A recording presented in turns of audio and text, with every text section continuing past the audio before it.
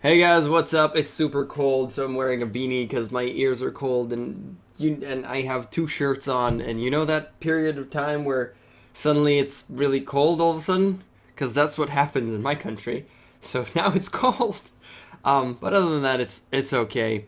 Today I want to talk a little bit about CoCasters and how they suck, or specifically mine does because uh, his computer exploded. So I've been on a search for another co-caster among people that I know that can co-cast properly, and it's hard to find them.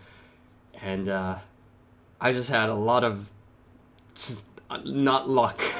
Let's say that a couple of casters that I know that are pretty good and pretty adamant in the scene, and I have contacts with and is kind of friends with, are just super busy. Though the one, I mean, that should probably be able to do it is Lily, Porcelain Lily, which lives in Australia, which means she needs to be awake for when I need to do streaming, which is today, tomorrow, and the day afterwards, at like 4 a.m. And she's fine with it, which is mad. She's a lovely, lovely, crazy, crazy lady.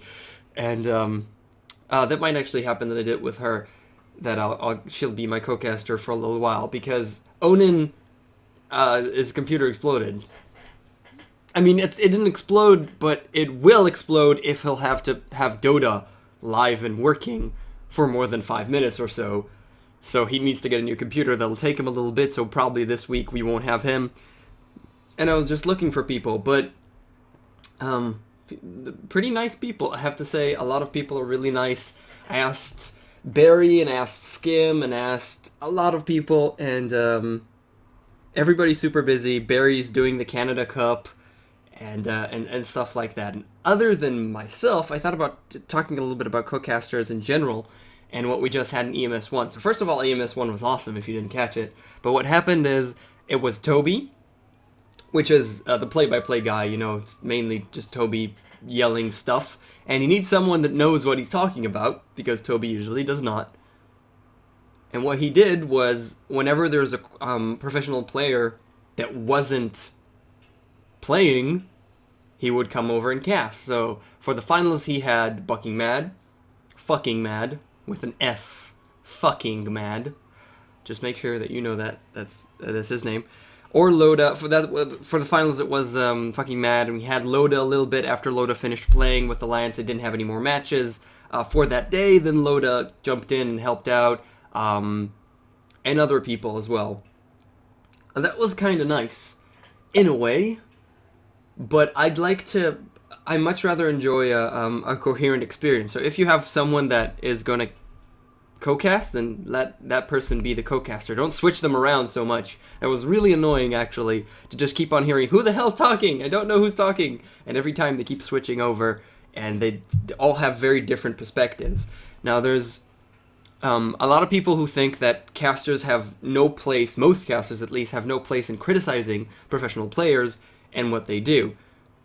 Other professional players obviously do have that privilege, let's say, to do that. I do believe that some casters are allowed to say whatever they think and criticize professional players and the players that are currently playing the game that they're casting, such as, personally, myself, because I've been playing for 9 years, and a lot of other players, such as God, such as Draskell, people who have a lot of knowledge. I'm cold. People who have a lot of knowledge in Dota are allowed to do those things.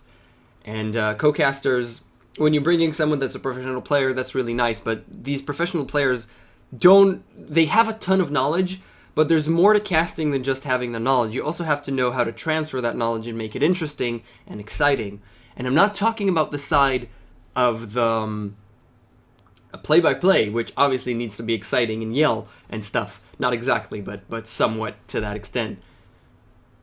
The co-caster, the one that needs to bring in the analysis and the brains behind the operation, so to speak, they need to be able to do it well. And let's specifically, I want to talk about Loda joining up with Toby. Loda has a crap ton of knowledge, no doubt. He's been playing this for longer than I have. He's been playing for like 10 years. He's been on professional teams. He's a living legend! And all that crap. He definitely has all the knowledge in the world. He's not a good co-caster. He was so boring, and I actually felt, I felt even Toby, which is the ultimate hype monster.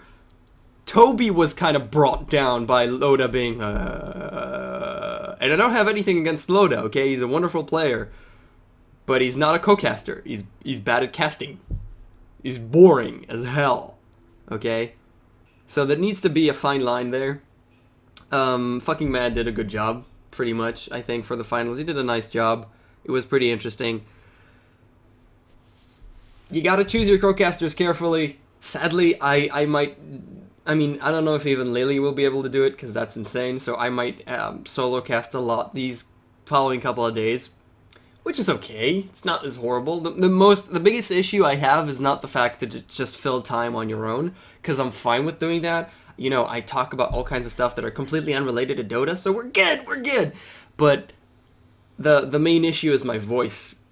If you have to talk for 3 hours straight up, my voice gets painful. Okay, so I don't like that. That's the main thing that's an issue there.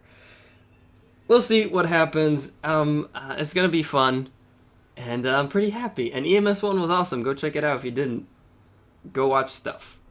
Yes, hands. It's cold outside, which is awesome. I love the cold. I love winter. I love wearing stuff and looking like a hacker. If you put a beanie and you have glasses, you look like a hacker in a movie. Just letting you know. See you guys next time. Thank you for watching.